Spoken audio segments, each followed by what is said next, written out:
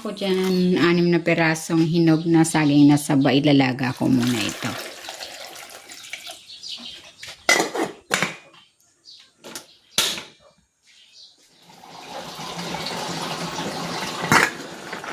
Ayan, luto na itong saging. Hahanguin ko na.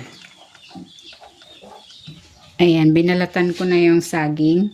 Then, imamash ko naman ito.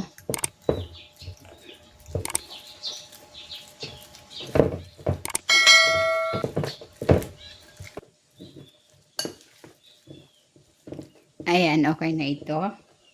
Maglalagay ako dito ng harina, asukal, konting asin, at maglalagay ako ng isang pack na powdered milk. And then, hahaluin ko ito.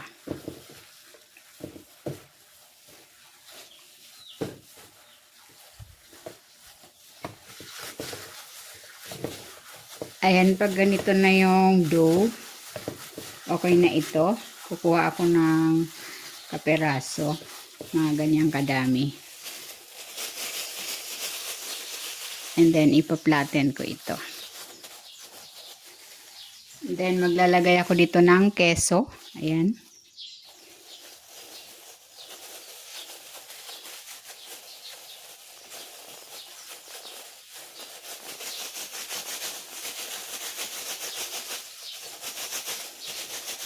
Ayan, ganyan lang.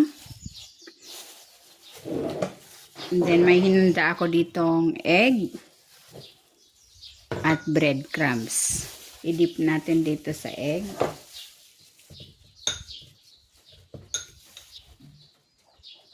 At saka ko naman ilalagay doon sa breadcrumbs para ma-coat.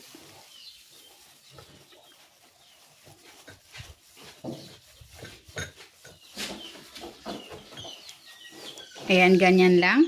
Uulitin ko lang ang proseso hanggang sa maubos yung banana mix. Nagpainit na ako ng mantika. Magpiprito na ako.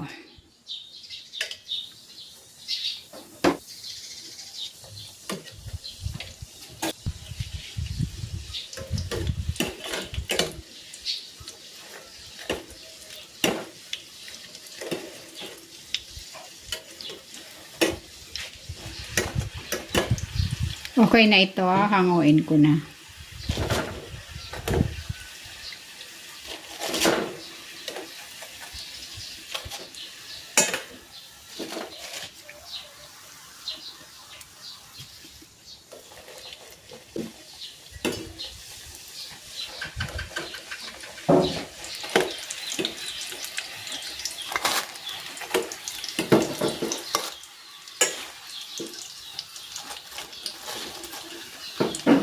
Ito na, ready na itong cheesy banana rolls.